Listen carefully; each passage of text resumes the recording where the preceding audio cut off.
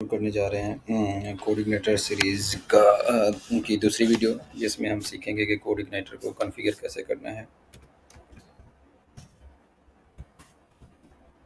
Coordinator configuration के अंदर हम ये देखेंगे कि बेस यूआरएल कैसे हमने सेट करना है, उसके अलावा डेटाबेस की सेटिंग कहाँ करनी है, डेटाबेस की कॉन्फ़िगरेशन कहाँ करनी है, और कुछ लाइब्रेरीज़ और जो हेल्पर्स होते हैं इसके कोऑर्डिनेटर के, उनको ऑटो लोड हमने कैसे करना है। मेन जो इम्पोर्टेंट होगा इसमें सारी की सारी कॉन्फ़िगरेशन होगी, ताकि हम जब आगे इसमें एक्स्ट्रा काम स्टार्ट करें या मज़ीद इसमें डेप्थ में जाएँ, तो हमें जो बेसिक इसकी कॉन्फ़िगरेशन हो उसमें कोई इशू ना हो और हमारे कोई एरर्स वगैरह ना आएँ। तो चलें जी, स्टार्ट करते हैं। सबसे पहले हमने ज़ैम्प को स्टार्ट करना है ओपन करके।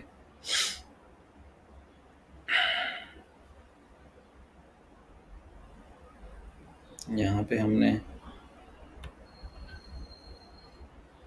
लोकल होस्ट, हमने कोऑर्डिनेटर के नाम से एक इंस्टॉलेशन की हुई है जो हमने पहले पार्ट में की थी, तो उसको हम ट्राई करेंगे दोबारा ऑन करने की। यहाँ से हमने अपाची और माई को स्टार्ट किया।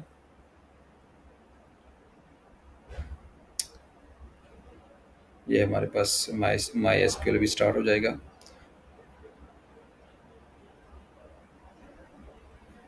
चलें जी, जब हमारा अपाची स्टार्ट हुआ है तो हमारा, क्योंकि डेटाबेस की अभी कॉन्फ़िगरेशन कोई नहीं हुई पड़ी, तो कोऑर्डिनेटर हमारा वर्किंग कंडीशन में आ गया है। तो अब माई भी स्टार्ट हो गया। सबसे पहले हम एक डेटाबेस क्रिएट कर लेते हैं। डेटाबेस के लिए हम जाएंगे लोकल होस्ट PHP माई एडमिन पे,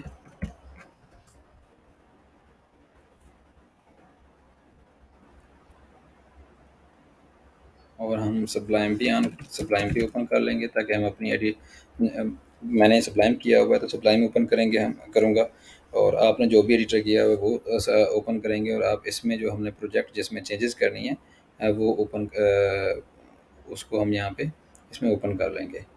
file, open folder, open folder के अंदर हम जाएंगे HDDocs में। ये कोऑर्डिनेटर 3 का हमारा फ़ोल्डर है, इसको सिलेक्ट करेंगे। ये हमारे पास ओपन हो गया। मेरे जो बाकी हैं उसको क्लोज़ कर दूँगा।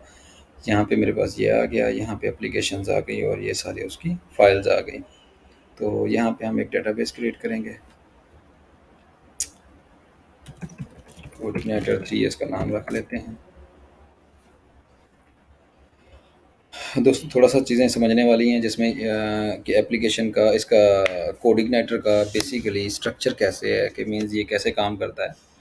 इसमें जो मेजर पार्ट्स हैं वो 3 हैं आपके पास, जो कि इसकी वर्किंग को ज़ाहिर करते हैं कि हमने इसमें डेवलपमेंट की है तो वो कैसे काम कर रही है। MVC, इसको हम model view controller MVC framework को हम कहते हैं मॉडल व्यू कंट्रोलर। और मॉडल्स में हमारे क्या होता है, तमाम के तमाम हमारी डेटाबेस की जो इंटरेक्शन होती है, मीन्स के एसक्यूएल की जो हमने क्यूरीज चलानी है, या हमने कोई भी उसमें लॉजिक परफॉर्म करना है, तो वो हमने सारे का सारा मॉडल्स में करना होता है। कंट्रोलर्स हमारा एक ब्रिज के तौर पर काम करता है, जो कि राउटिंग और डेटाबेस से डाटा लेके आना, फिर आगे व्यूज़ में ट्रांसफ़र करना, और जहाँ पे हमने लिस्टिंग करनी है, जो डाटा डिस्प्ले कराना है, तो वो सारा का सारा हमारा किस में होता है, व्यूज़ में जाता है। तो उसकी लॉजिक्स और उसमें जो उसकी वर्किंग इन्वायरमेंट हमने बनाना होता है, मीन्स जिस तरह हमने डाटा विजिबल करना है, शो करना है, या डेटाबेस में या डेटाबेस की तरफ भेजना है, तो वो सारे के सारे लॉजिक्स हमारे किस में चल रहे होते हैं, कंट्रोलर्स में। उसके बाद हमारा डाटा डिस्प्ले होता है। डाटा डिस्प्ले का जो पार्ट है वो हमारे पास आ रहा होता है व्यूज़ में। व्यूज़, यहाँ पे हम व्यूज़ क्रिएट करते हैं, और व्यूज़ क्रिएट के जो किए होते हैं हमने, उसके अंदर हमारी तमाम की तमाम डेटाबेस पे या कंटेंट, डेटाबेस से जो कंटेंट्स हैं, या फिर जो कि स्टैटिक कंटेंट्स हैं, HTML है, कुछ भी है, तो वो सारे का सारा हमने डिस्प्ले कहाँ पे कराना होता है, एक्चुअली व्यूज़ में कराना होता है। तो हम चलते हैं कॉन्फ़िगरेशन की तरफ। कॉन्फ़िग फाइल्स, एप्लीकेशन में जाना है आपने। एप्लीकेशन के अंदर आपके कॉन्फ़िग का फ़ोल्डर है। इसमें सबसे पहले जो आपने फ़ाइल जो है ओपन करनी है और उसको अपडेट करना है, वो है कॉन्फ़िग फ़ाइल। कॉन्फ़िग फ़ाइल में जाएँगे, आपका ये बेस यूआरएल है। बेस यूआरएल आपको चाहिए होता है, वो जो आपकी वेबसाइट का या जो आपके आपके प्रोजेक्ट का एक्चुअल यूआरएल है। तो मेरे पास इसका यूआरएल ये है, लोकल होस्ट कोड इग्नाइटर 3। तो मैं यहाँ पे इसमें पेस्ट कर दूँगा कोड इग्नाइटर 3, ठीक है। उसके बाद आप यहाँ पे बाकी चीज़ें भी सेट कर सकते हैं। इंडेक्स पेज है, इसको रिमूव कर दें, इसको रिमूव कर दें, इसकी हमें ज़रूरत नहीं होती। उसके बाद रिक्वेस्ट यूआरएल ये डिफ़ॉल्ट रहने दें, ये बाकी चीज़ें इनेबल हुक्स भी डिफ़ॉल्ट डिफ़ॉल्ट रहने दें, कंपोज़र ऑटो लोड भी डिफ़ॉल्ट रहने दें। इसमें होगी इंक्रिप्शन की इसमें कुछ ना कुछ डिजिट्स आप ये आप इन इसमें ऐड करने हैं आपने। एटलीस्ट थोड़ी सी की थोड़ी सी लॉन्ग होनी चाहिए, क्योंकि ये इसकी बेस पर ही इसकी तमाम चीज़ें जो हमारी इंक्रिप्शन वगैरह की हैं वो चल रही हैं। तो यहाँ पे आप कोई डमी अगर आपने कहीं से जनरेट करनी है, गूगल से जनरेट कर लें इंक्रिप्शन की। अदरवाइज़ आप खुद भी इसको दे सकते हैं, जितनी थोड़ी सी लेंथी दे दें ताकि कन्फ्यूजिंग हो ये जो है ना। और इसमें से ही आपकी, क्योंकि बाद में इंक्रिप्शन वगैरह इसके थ्रू होनी है। तो कन्फिग फाइल में हमने ये 3 चीज़ें सेट करनी थी। आई होप कि हमें और कुछ नहीं ऐड करना है इसमें, बस ठीक है। ये कॉन्फ़िगरेशन में हमने बेस यूआरएल और इंडेक्स रिमूव किया और उसके बाद इंक्रिप्शन की दे दी। उसके बाद आपके पास आ जाता है डेटाबेस। डेटाबेस में आपने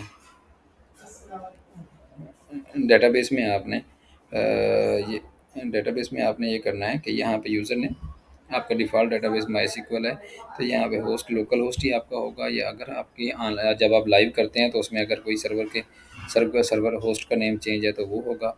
यूज़र नेम में आपका, मेरे पास अभी जो बना हुआ डेटाबेस उसका रूट ही है तो मैं रूट लिखूँगा। जब आप लाइव करते हैं तो आपका यूज़र नेम चेंज हो जाता है। मोस्टली हम सिक्योरिटी पर्पज़ के हवाले से रूट यूज़र नेम नहीं रखते। उसके बाद पासवर्ड रूट यूज़र का एम्प्टी होता है। डेटाबेस मैंने जो बनाया है उसका नाम यहाँ पे दे दूँगा मैं, कोऑर्डिनेटर 3 यहाँ से कॉपी करूँगा। ये कॉपी हो गया, ये हमारे पास कोऑर्डिनेटर 3 आ गया। उसके बाद ये इन्वायरमेंट है, क्योंकि अभी हम डेवलपमेंट कर रहे हैं तो इसको हमने डेवलपमेंट कर देना है।